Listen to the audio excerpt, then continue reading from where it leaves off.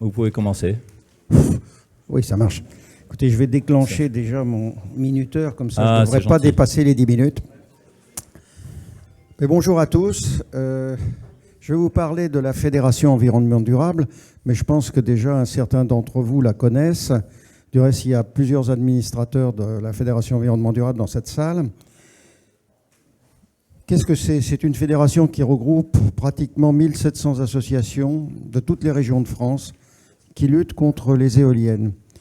Qu'est-ce que ça pèse pratiquement ? Chaque association sont des associations qui sont de certaines très petites, d'autres beaucoup plus importantes, 300, 500 personnes.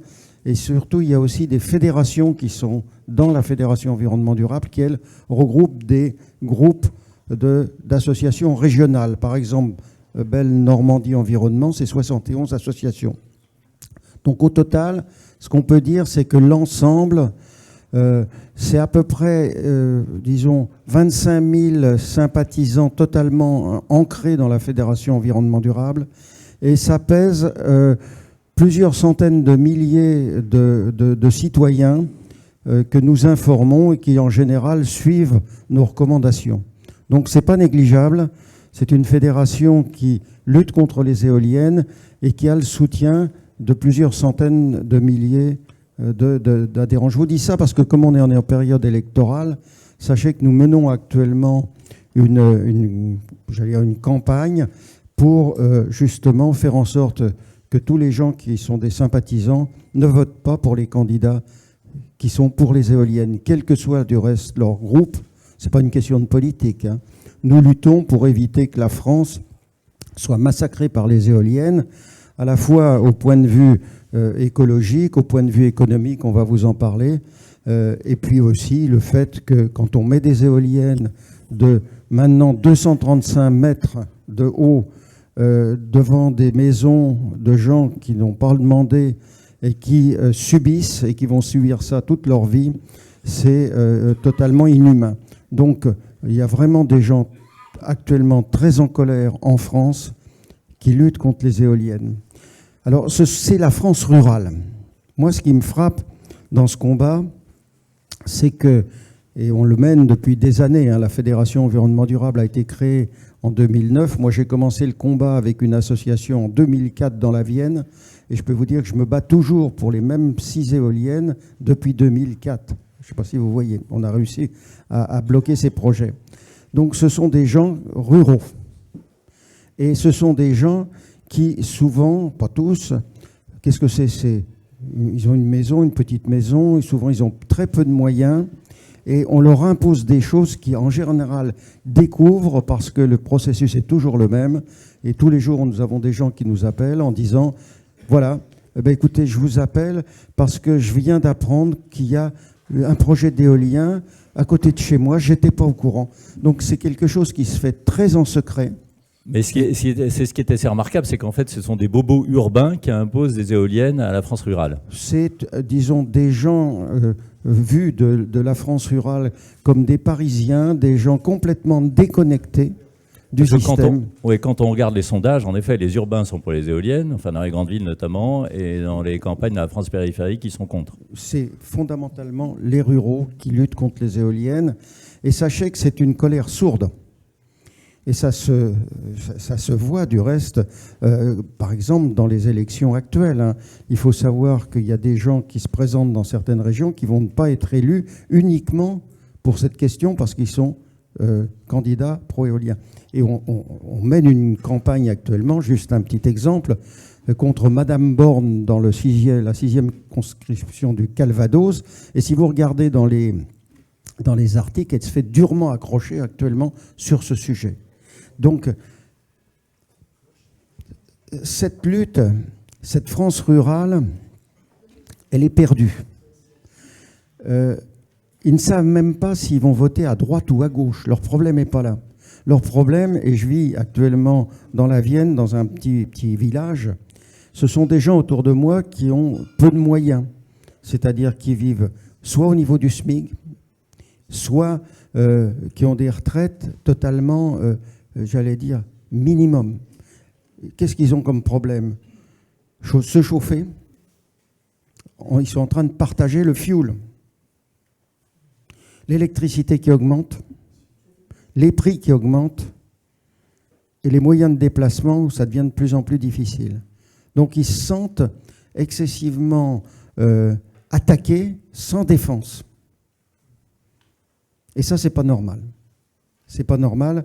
Et l'éolien, dans cette affaire, c'est une affaire qui vraiment crée une fracture énorme, sourde, régionale, locale, et qui n'est pas vue par le système ou les systèmes, parce que le dernier gouvernement s'en fiche apparemment, mais ceux d'avant n'étaient pas forcément beaucoup mieux à un certain moment.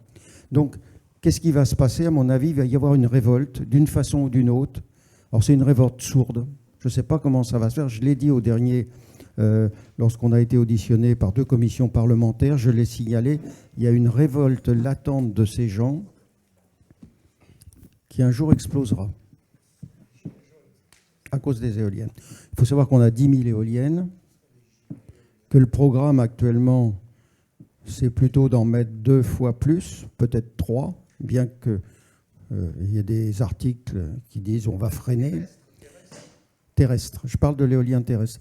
Je m'excuse, hein, en 10 minutes, je n'ai pas le temps d'aborder le vaste problème industriel de l'éolien offshore, qui est un autre problème en avis, aussi vaste, mais je sépare, parce que là, c'est la lutte de citoyens de terrain, c'est-à-dire de petites communes, contre quelque chose qui arrive d'en haut et ils n'en veulent plus. Mais on a eu l'impression qu'il y a eu comme une fatalité face aux déclarations de Barbara Pompili il y a 2-3 ans, qui était quasiment martiale, en disant il faut mettre tant d'éoliens terrestres en France, etc. Et il y avait comme une sidération. Et depuis 1 an et demi, 2 ans, effectivement, la colère, cette colère sourde que vous décriviez, elle a émergé, enfin, elle s'est exprimée grâce à des associations comme la vôtre, d'ailleurs. Qu'est-ce qui a été le point de bascule, en fait? L'envahissement. C'est-à-dire, les gens n'y croient pas. Ça se passe toujours de la même façon. Quelqu'un m'appelle en me disant écoutez, je viens d'apprendre qu'il y a une éolienne qui va être mise en face de chez moi, je ne sais pas, etc.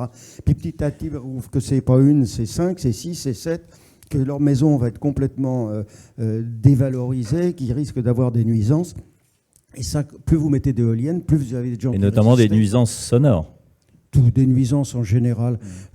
Fabien Ferreri, qui est ici, a fait une superbe vidéo qui vient d'être mise en ligne, 2 superbes vidéos qui montrent quelqu'un qui habite face à des éoliennes. Qu'est-ce que c'est? Il entend du bruit, il pourra vous le dire.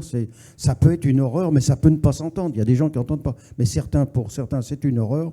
Et puis ça flash, c'est-à-dire que le soleil, quand il passe, votre maison est balayée par des flashs et toute votre vie... Ouais, on a l'impression d'être au milieu d'une boîte de nuit, quoi. Voilà. Vous avez une maison d'un seul coup, pendant toute votre vie, parce que vous pouvez pas déménager, on vous impose ça et tout le monde s'en fiche. Le préfet, qui actuellement, normalement, devrait au moins répondre à cette association qui se bat depuis 2 ans, qui lui envoie, ne répond même pas.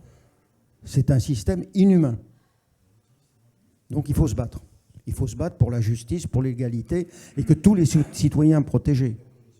Hein, c'est pas mettre des zones protégées puis d'autres qui sont pénalisées. C'est tous les citoyens doivent être protégés. Alors, il y a une résistance énorme. Je voulais simplement vous citer, tous les jours, pour monter l'impact de la Fed, ce sont des articles dans la presse régionale, parce que, hélas, souvent, bien que ce ne soit pas le cas tout le temps, hein, je dis bien, les médias nationaux, à part quelques-uns, ont l'impression que n'importe quel événement est important, sauf la lutte contre les éoliennes. On peut se poser des questions d'une certaine omerta, notamment de l'AFP. Et j'espère qu'un jour, l'AFP aura l'honnêteté de parler de ce qui se passe sur le terrain concernant les éoliennes. Ce n'est pas normal. Je vous cite simplement, disons, 3-4 articles par jour qui parlent des éoliennes régionalement. Donc j'ai pris les 2 derniers jours. Et c'est toute la France. Et alors c'est des journaux, de la PQR, c'est-à-dire la presse régionale. Républicain Lorrain, Raisonville, Vionville, éoliennes, les opposants au projet donnent de la voix. C'est une association de la Fed.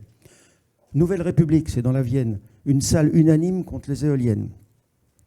Projet éolien dans le Perche et ailleurs. Opération Escargot, le combat des opposants continue. Là, ils ont, avec des agriculteurs contre, hein, ils ont amené des tracteurs sur une route, et puis avec quelques centaines de personnes, ils protestent. 4 bornes, je ne sais plus où c'est, recours contre les éoliennes, etc. Donc ça, c'est des associations qui déposent un recours juridique.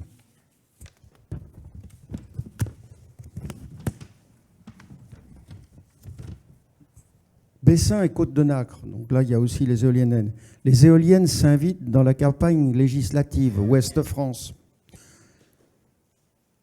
Tramin, Ouest-France, 2 motions contre l'implantation de nouvelles éoliennes, c'est dans les Côtes d'Armor. Ensuite, dans cette commune du Cotentin, les habitants ne veulent pas de nouvelles éoliennes. Sosterville en Beaumont. Et donc la presse régionale relaie ces protestations beaucoup plus qu'auparavant. C'est ça, il y a un petit tournant quand même. Tous les jours, vous comptez en gros 3 à 4 articles anti-éoliens d'associations en général à 90% de la fête ou des gens qui sont liés qui font quelque chose. Faites le calcul. Si vous multipliez 4 articles par jour par 300 jours, c'est plus de 1000 articles qui passent. Regardez déjà ce que ça pèse. Or, on a l'impression qu'à Paris, quand j'arrive à Paris, bah non, tout se passe bien. Alors, il y a d'autres événements, hein, mais cette France rurale est, à mon avis, abandonnée. Et l'éolien est un cas... Oui, non, mais enfin, il y a un petit peu d'espoir, puisqu'elle se révolte et elle est manifestement entendue. D'ailleurs, sur les éoliennes, le président Macron, avant les élections, a été un peu plus circonspect dans ses déclarations. Écoutez, à une époque, j'ai même été optimiste quand Macron a dit on va freiner. Il avait fait un discours, etc. Et le journal Le Monde était venu, et j'avais donc eu la chance d'avoir un article d'une page dans Le Monde. Et franchement, j'étais optimiste en disant je crois que Macron est un président ultra intelligent, ça personne ne peut lui dire, qui a compris ce problème de la France profonde et qui va bloquer le système, arrêter.